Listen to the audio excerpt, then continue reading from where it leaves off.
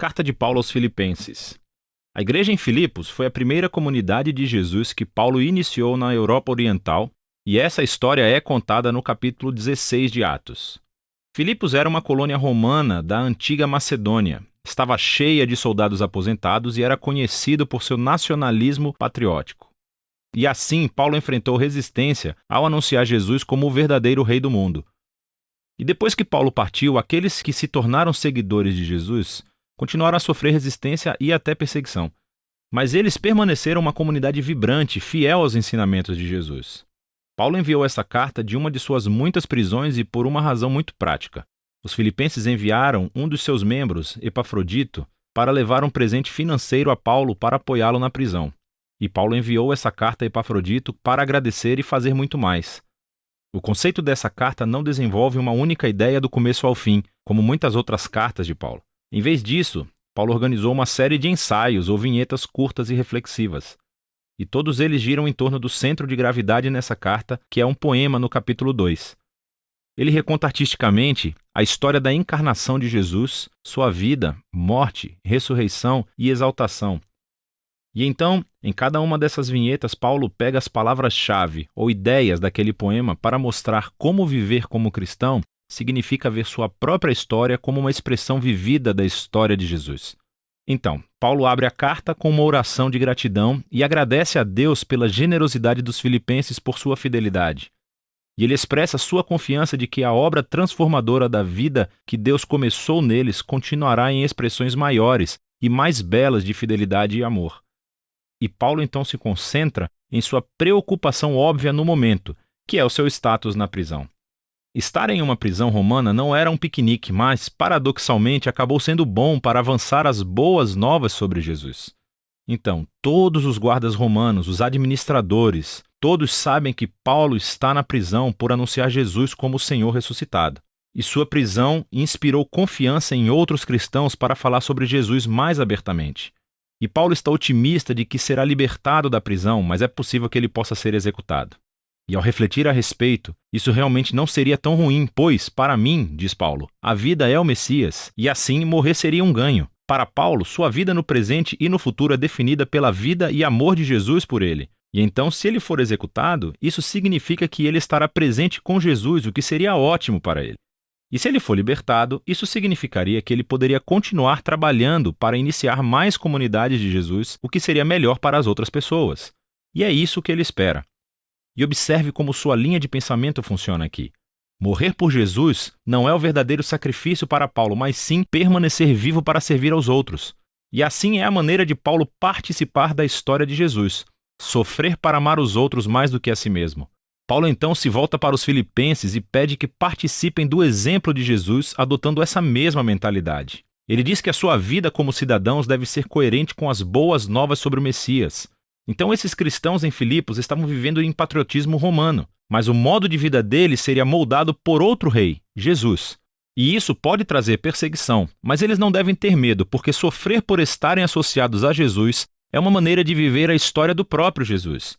O que leva Paulo ao grande poema do capítulo 2. Ele é rico em ecos do texto do Antigo Testamento.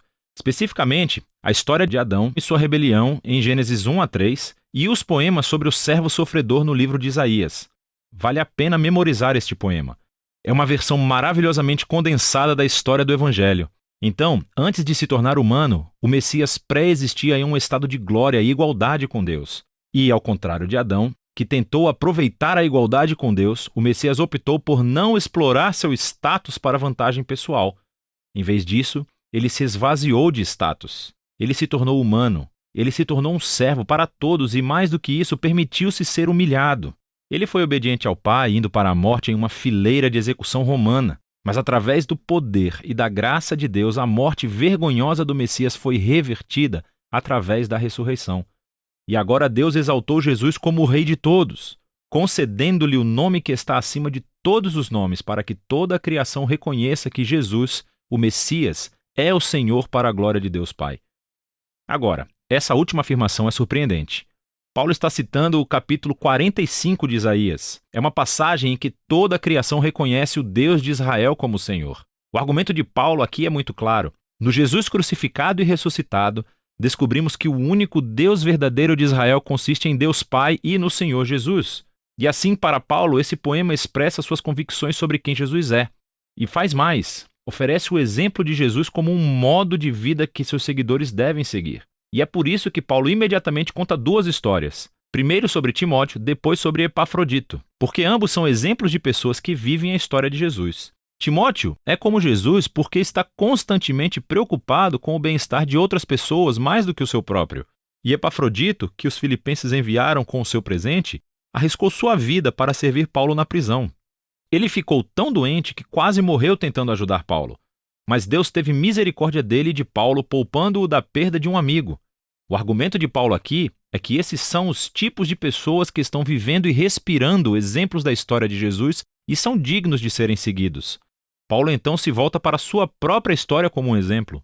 Então, aqueles cristãos que estavam exigindo a circuncisão de cristãos não judeus, lembre-se de sua carta aos Gálatas. Essas pessoas ainda estão criando problemas para Paulo e continuam lhe recordando de seu próprio passado, quando ele costumava perseguir os seguidores de Jesus. Quando ele tentou mostrar sua posição correta diante de Deus por sua zelosa obediência às leis da Torá. Mas como Jesus, Paulo desistiu de todo esse status e privilégio. Ele agora considera tudo isso como imundície. E a palavra que ele usa é, na verdade, muito menos educada. Ele deu tudo para se tornar um servo, como Jesus, e para participar de seu amor sofredor e sacrificial. E ele faz tudo isso na esperança de que o amor de Jesus o leve através da morte e a sair do outro lado para a ressurreição. Então Paulo diz que para os seguidores de Jesus, a sua verdadeira cidadania está no céu, o que para Paulo não significa que todos devemos sair da terra e ir para o céu um dia. Pelo contrário, o céu é o lugar transcendente onde Jesus reina como rei. E ele diz que estamos aguardando ansiosamente nosso Salvador real para descer de lá e retornar aqui para trazer seu reino de justiça curativa e amor transformador para fazer uma nova criação. Paulo então desafia os filipenses a continuarem vivendo a história de Jesus. Ele primeiro se dirige a duas mulheres líderes proeminentes da igreja que trabalham ao lado de Paulo, e elas estão em algum tipo de conflito, e por isso Paulo pede a elas que sigam o exemplo de humildade de Jesus, reconciliem-se e se tornem unidas. Paulo então insta os filipenses a não cederem ao medo, apesar de sua perseguição, para depositar toda a sua emoção e suas necessidades em Deus, que lhes dará paz. E essa paz, diz Paulo, vem concentrando seus pensamentos no que é bom, verdadeiro e amável. Há sempre algo a reclamar, mas um seguidor de Jesus sabe que toda a vida é um dom e pode escolher ver beleza e graça em qualquer circunstância da vida, o que leva Paulo à sua conclusão.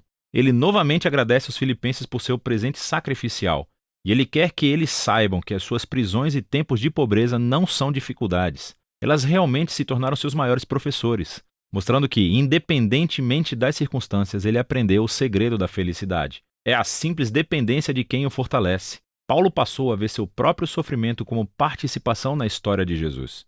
A carta aos Filipenses nos dá uma janela única para o coração e a mente de Paulo.